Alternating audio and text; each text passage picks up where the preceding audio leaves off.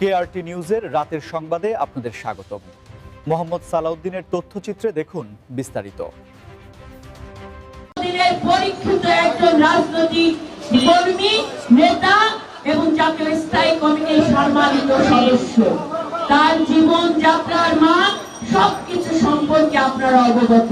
হ্যাঁ, আপনি বলতে পারেন দুই পরিবার এক, এটা আমার ভগবানের দান, তাই না? এটা আমার জন্ম মৃত্যু বিয়ে, এটা তো ভগবানের দান।